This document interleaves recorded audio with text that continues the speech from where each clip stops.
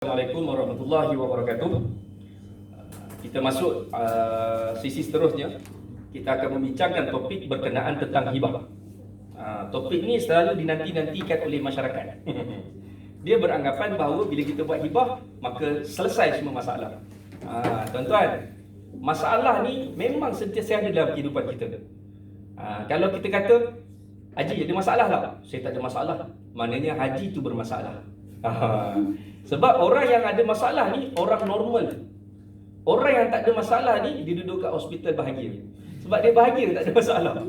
Sebab kita ni mana-mana mesti ada masalah. Sebab itu Allah Ta'ala jadikan kita ni manusia yang berakal supaya kita menguruskan masalah.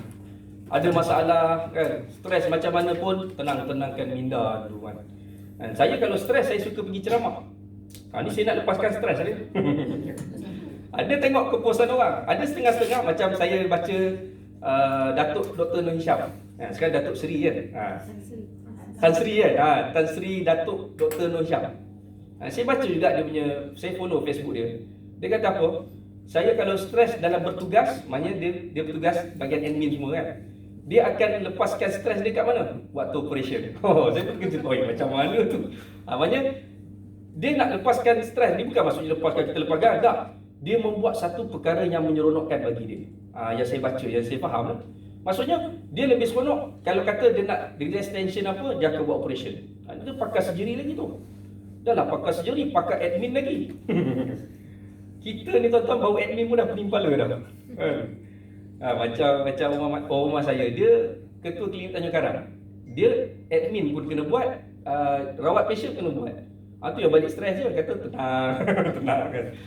Ya, maknanya kita ada setiap kehidupan kita memang akan hadapi apa-apa masalah. Cuma bagaimana kita nak manage masalah, nak uruskan. Dia kadang-kadang ada setengah orang nak release tension dengan lagu apa kan, ikutlah. Ada setengah orang, saya tak ustaz, saya kena mengaji baca kitab pun hilang stres. Itu orang lain. Bukan saya. Contoh kan.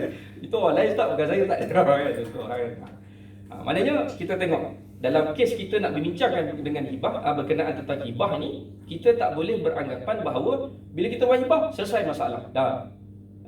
Hibah ini adalah salah satu instrumen yang kita kena tahu, instrumen pemberian kasih sayang.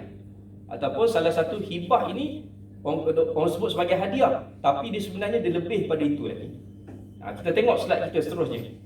Apa dia cerita hibah ni? Adat kebiasaan masyarakat. Ini ayat-ayat skrip selalu masyarakat sebut apa?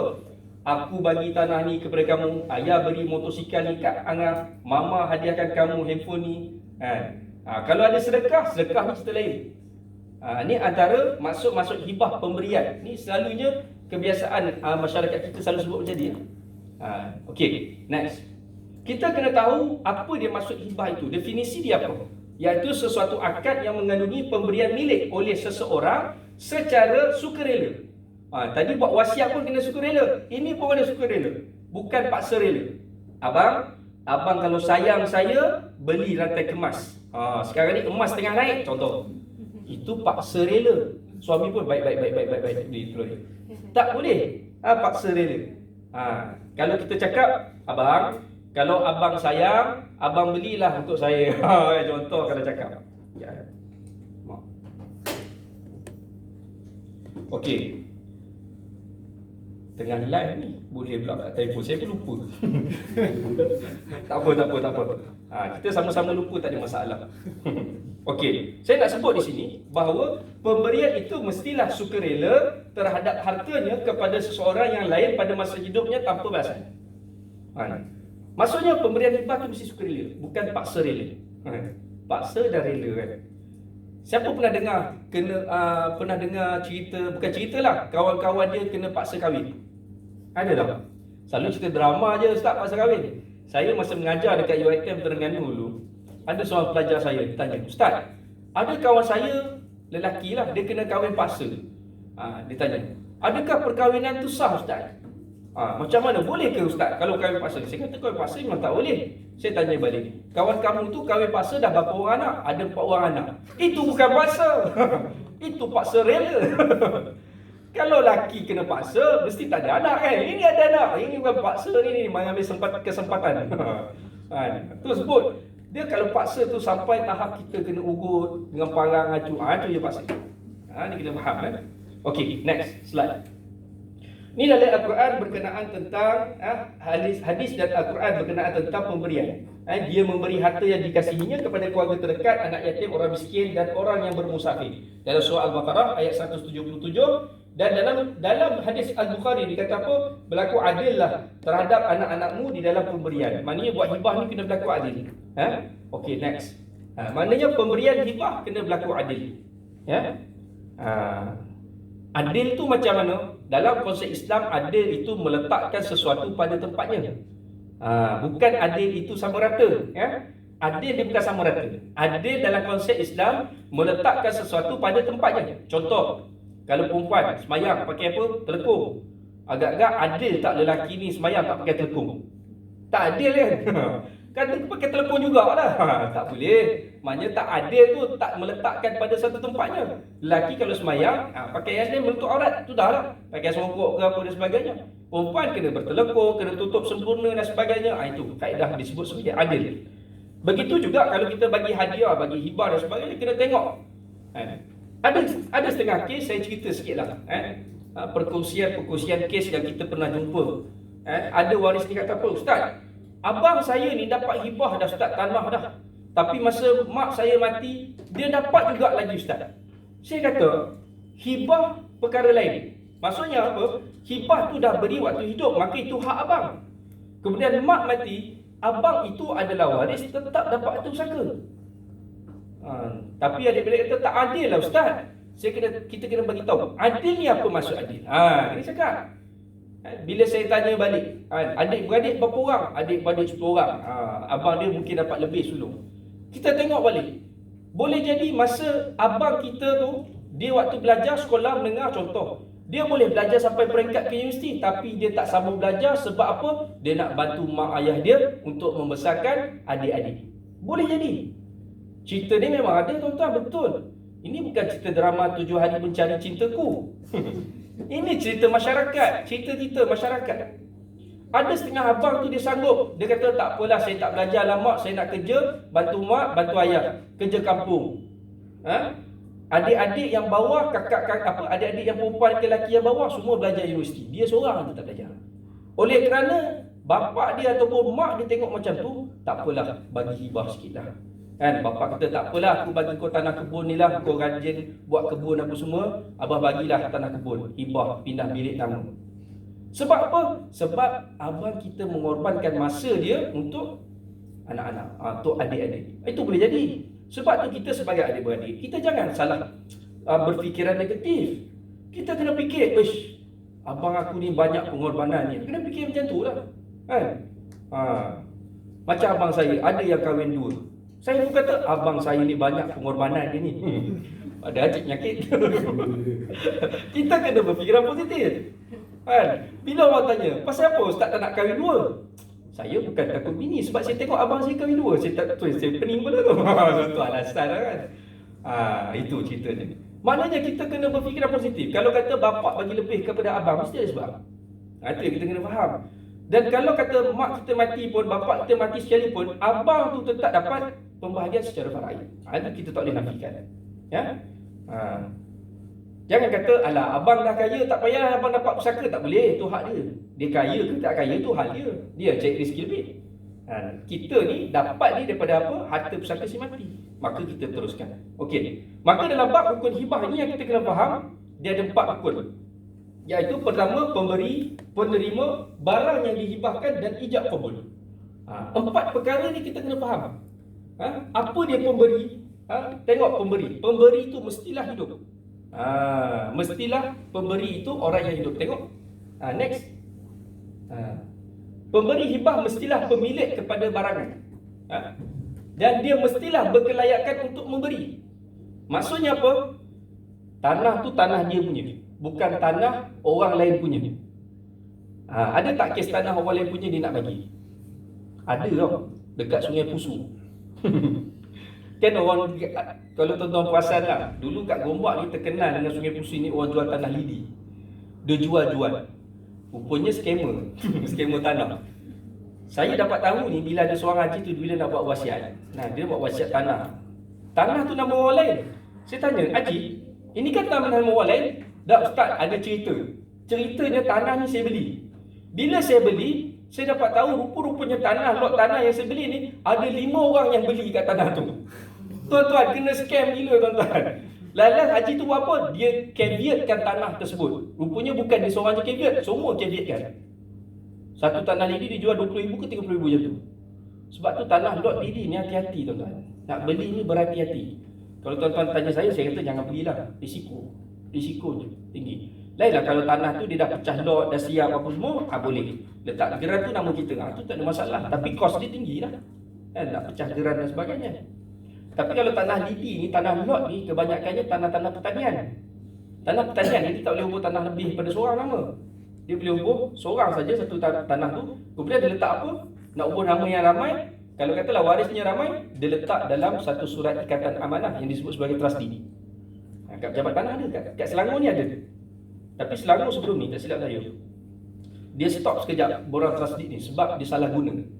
Orang jual beli tanah, dia guna trustee, letak nama kat situ. Tak boleh sebenarnya, salah. Ini kena hati-hati. Tanah tu mesti hak milik. Kalau menjadi macam tu, macam mana? Kalau macam tu, kalau kami dari sudut pentadbiran, kami tak terima lah. Walaupun dia dah beli, sebab apa? Dalam geran tu tak ada nama dia. Dia jadi risiko lain lah. So kita tak buat. Kita tak uruskan. Itu. Okey, kemudian mestilah berkelayakan untuk memberi, mempunyai kuasa penuh untuk menggunakan harta ni. Okey, saya nak tanya, kalau harta duit KWSP, saya suka cerita pasal KWSP ni. Kan kadang-kadang suami-suami kita kerja swasta kan. Yang belakang-belakang kan, isteri-isteri suami kerja swasta, ada KWSP. Macam saya ni, tak berpencen tuan-tuan, saya ber-KWSP. Kira kami ni MAIS ni, kita bukan perkhidmatan awam negeri, kita bawah tuanku. Kira saya main datang ni pembawa besar-besar diraja lah. Boleh belah tu ya. Jangan murka tau. Kita bawa pelantikan kita, ikutkan kita punya MAIS ni di bawah tuanku, dan kita pelantikan ni macam swasta juga. Kita ber-EPF, kita bukan bawah kerajaan negeri mana-mana. Macam contoh tuan-tuan, ada setengah suami ni, ialah dia kata apa kat isteri dia, nanti kalau saya mati, contoh kes macam ni lah, contoh dia ada anak perempuan dan ada anak lelaki. Nanti kalau saya mati, duit EPF abang ni, abang hibah kat kamu siap-siap. Contoh, ada tak suami kita cakap macam tu? Tak ada kan? Belum sayang lagi lah tu. Bukan tak ada, mungkin suami dah tahu dah, penama ni untuk pentadbir je, tak boleh cakap apa pun. Ada setengah suami dia kata apa? Tak apa, saya nak hibah juga duit EPF ni kepada kamu ni, kepada sayang ni. Penama ni abang letak nama kamu tau. Baik bang. Kita pun suka kan. Adakah hibah itu berlaku? Tidak. Sebab apa? Dia tidak mempunyai kuasa penuh untuk menggunakan hartanya. Duit EPF dia ada kuasa penuh tak? Tak ada. Lepas pencen baru ada kuasa penuh. Kalau nak keluar pun akaun nombor 2, itu pun mesti kena ada sebab. Sebab rawatan ke, nak sama belanja ke, nak beli rumah ke, itu pun kena ada sebab. Maksudnya apa? Dia tidak menguasai penuh.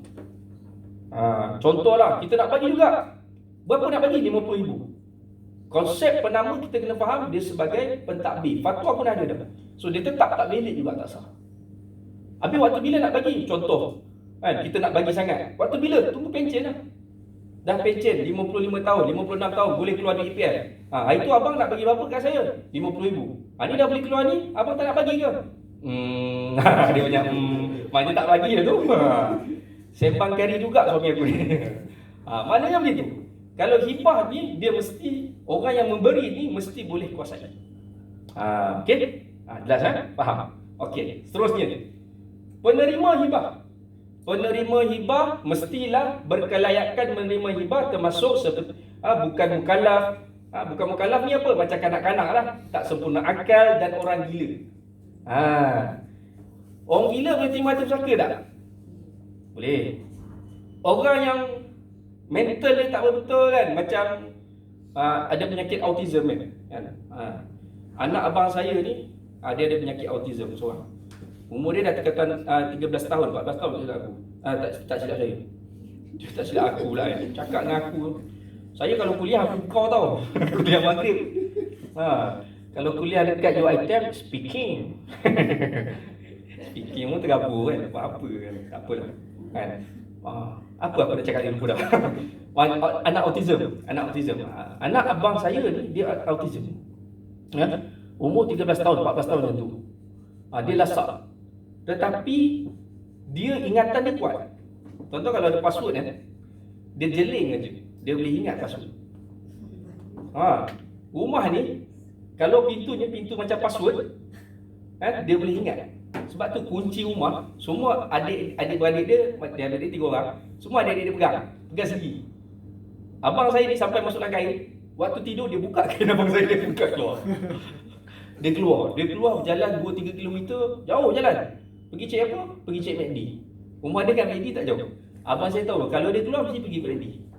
Mesti zaman mengandung tu mak dia makan McD kot. Boleh jadilah. Kalau orang macam tu macam mana? Dia walaupun dia boleh ingat betul, tapi dia pemikiran dia tidak boleh uruskan data. Dia kategori sebagai golongan bukan mukallaf. Kalau bukan mukallaf, maknanya apa? Dia boleh tak terima hibah tersebut? Boleh. Tetapi dia kena ada pemegang amanah. Macam bab pusaka lah. Kalau dia dapat pun, dia kena ada pemegang amanah. Ni. Maka di sini, kan pemegang amanah boleh dilantik bagi pihak mereka. Ni kena ada. Dia tak boleh bagi macam tu saja. Kena ada pemegang amanah. Kalau anak yang bawah 18 tahun, macam contoh kanak-kanak pun macam tu juga. Nak buat hibah bagi kepada kanak-kanak, anak kita kena lebih 18 tahun. Bawah 18 tahun, dia kena ada pemegang amanah. Macam KWSP, kalau saya tanya dekat isteri-isteri yang kerja swasta kan, macam saya kadang bila kita talk dengan pegawai-pegawai banker ni, kan dia orang semua EPF. Bila saya tanya pada isteri-isteri, letak EPF nama siapa, dia letak nama anak-anak. Kita bagi tahu, kalau letak nama anak-anak hanya boleh keluarkan pada usia berapa tahun? 18 tahun ke atas. Kalau kita meninggal dunia, anak masih bawah 18 tahun macam mana? Tak boleh digunakan juga, tak ada manfaat. Sebab tubuh je lah nama suami. Habis tak, kalau suami tak berlaku adil, tuan-tuan jangan risau. Kita ni bukan hakim, ada mahkamah di dunia je, mahkamah ke akhirat ada lagi. Mahkamah akhirat tu tuan-tuan, ya Allah, kecup perut. Kita dekat masuk mahkamah ni pun dah kecup perut kan. Dekat akhirat lagi lah. Jangan kata kecup perut. Tak apa kecut pun tak tahu dah. Sebab tu kita kena ingat begitulah, kena faham. Sebab apa? Kena letak nama orang yang bawah atas 18 tahun supaya untuk memudahkan urusan-urusan selepas kematian nanti. Itu je sebenarnya. Sebab dia sebagai pemegang amanah. Kalau anak kita dah lebih 18 tahun, tak apa dah. Kalau nak ubuh juga boleh, tak ada masalah. Tapi anak-anak kena faham itu sebagai pemegang amanah pentadbir. Tapi anak-anak ni tak apa nak faham juga. Dia rasa mak dah sayang kat aku ni. Jadi masalah juga. Itu cerita berkenaan pemegang amanah. Lepas tu penerima hibah, wujud ketika hibah dibuat, boleh menguasai harta yang dihibahkan. Maksudnya, harta yang terima itu mesti wujud, penerima pun wujud. Jangan kata anak kita dah mati, saya nak hibah kepada anak saya di dalam kubur. Tak boleh dia kena wujud. Kemudian hibah itu, orang yang dihibahkan, maknanya dia terima hibah tu, dia mesti menguasai. Disebut sebagai qobat, manfaat itu. Ada orang kata, ada orang macam ni tau, Mat, abah nak hibah rumah ni Mat, tapi tunggu lepas abah mati. Kan? Adakah itu hibah? Itu adalah wasiat. Sebab dia sandarkan kepada kematian. Kalau kata bapak dia kata apa? Mat, abah nak hibahkan rumah sewa ni, tapi abah nak kutip dulu duit sewa. Dia ada tapi dekat situ. Yang ini disebut sebagai hibah bersyarat. Dia meletakkan syarat. Syaratnya apa? Dia nak kutip duit sewa dulu. Sah tak hibah dia? Hibah kepada mat anak dia sah. Tetapi syarat itu perlu persetujuan kepada mat. Kalau mat tu kata apa? Tak apalah ya, saya setuju. Maka itu syarat tu sah, hibah itu sah. Maksudnya hibah bersyarat. Kalau dia kata tak boleh lah abah dah beri kat saya. Saya nak kutip lah duit sewa ni. Maknanya apa? Maknanya hibah itu sah, syarat itu tak sah. Sebab kita dah bagi kepada anak lah. Kan? Maknanya dalam kes-kes macam ni, kena tengoklah hibah bersyarat yang macam mana. Kalau disandarkan kepada matian, dia tak jadi lagi. Okey, jelas Okey. InsyaAllah selepas ini kita sambung pula rukun yang ketiga. Apa dia rukun ketiga dan rukun keempat? Saksikan dan nantikan. Banyak jangan makan ikan.